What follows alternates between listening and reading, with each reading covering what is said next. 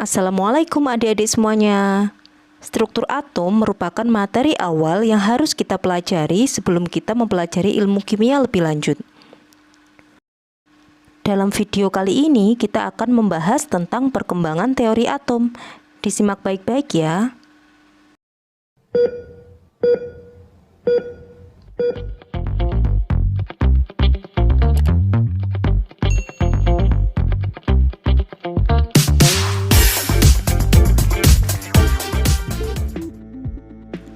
Nah, adik-adik, pertanyaannya sekarang, apakah atom itu?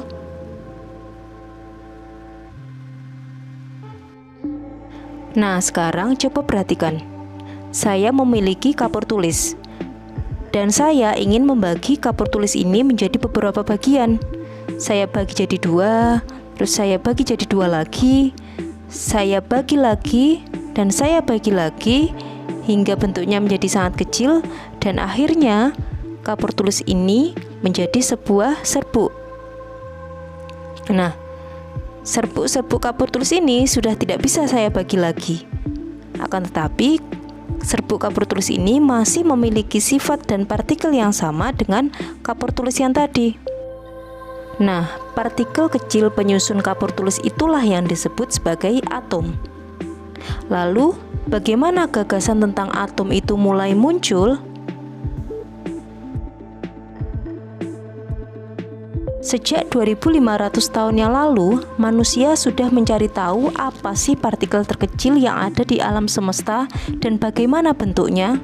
Hingga akhirnya dua orang bernama Leucippus dan Democritus mengemukakan pendapat bahwa suatu materi tersusun dari suatu partikel kecil yang disebut atomos, yang artinya bagian terkecil yang tidak dapat dibagi lagi. Nah, pendapat mereka tentang atom ini ternyata banyak ditentang oleh para ilmuwan pada saat itu, termasuk Aristoteles.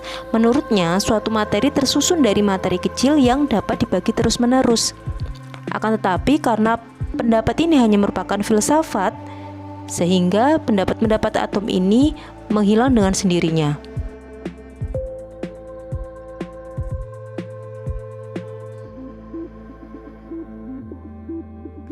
Gagasan mengenai atom kembali muncul ketika ilmuwan asal Inggris bernama John Dalton merumuskan teori atom yang pertama.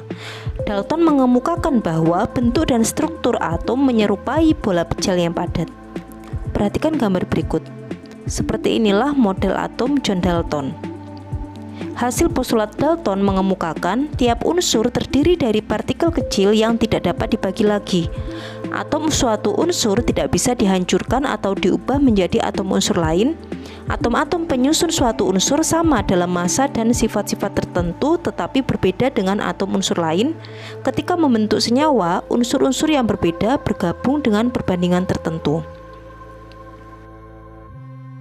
Kelebihan dari teori Dalton adalah dia berhasil menjelaskan berbagai hukum dasar kimia, yaitu hukum kekekalan massa, kelipatan perbandingan, dan hukum perbandingan tetap. Sedangkan kelemahannya, teori Dalton tidak dapat menjelaskan mengapa larutan dapat menghantarkan arus listrik, dan ini akan dijelaskan oleh teori Thomson.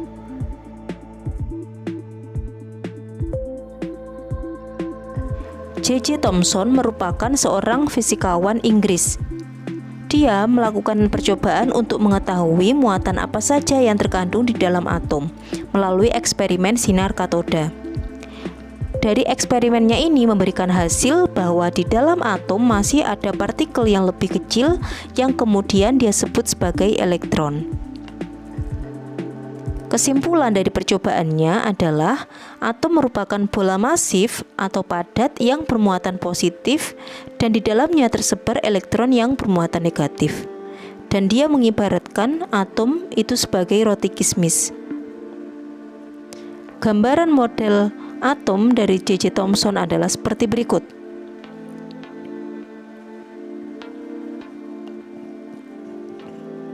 Kelemahan dari teori Thomson adalah tidak dapat menjelaskan susunan muatan positif dan muatan negatif di dalam atom, yang kemudian diperjelas dengan teori atom selanjutnya, yaitu Rutherford.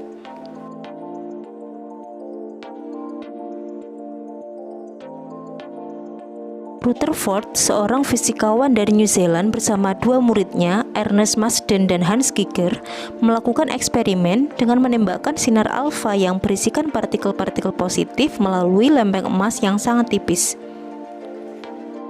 Nah, berikut gambaran eksperimen Rutherford. Ketika sinar alfa ditembakkan ke lempeng emas, maka ada sinar yang dibelokkan dan bahkan ada partikel yang hampir dipantulkan balik walau hanya sebagian kecil.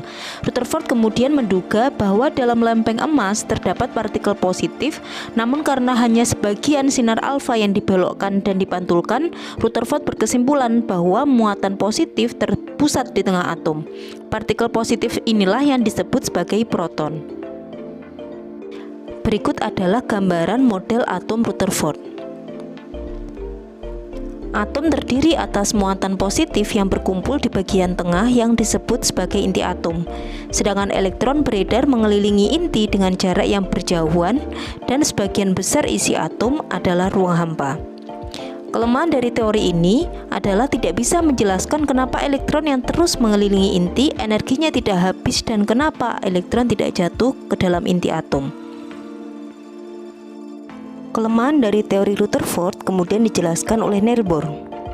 Niels Bohr merupakan seorang fisikawan Denmark yang melakukan eksperimen dengan spektrum atom hidrogen.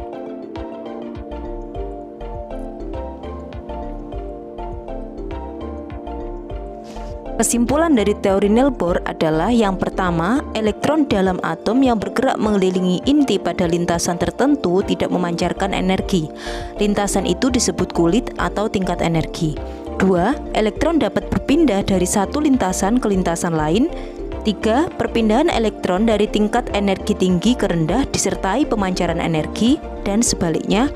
4. Elektron yang bergerak pada lintasannya berada pada keadaan stasioner, artinya elektron tidak memancarkan dan menyerap energi. Kelemahan dari teori Bohr adalah dia hanya menjelaskan tentang kulit atom saja dan tidak bisa menjelaskan spektrum pancar atom yang mengandung lebih dari satu elektron. Teori atom yang terakhir adalah teori mekanika kuantum. Pada tahun 1926, Erwin Schrödinger, fisikawan Austria, mengemukakan model atom mekanika kuantum berdasarkan prinsip ketidakpastian Heisenberg dan Louis de Broglie. Model atom mekanika kuantum menyatakan bahwa elektron dapat ditemukan berada pada orbital, namun posisinya tidak dapat ditemukan dengan pasti. Lalu, bagaimana cara mekanika kuantum menentukan kedudukan elektron dalam orbital? Simak dalam video selanjutnya ya. Sampai jumpa.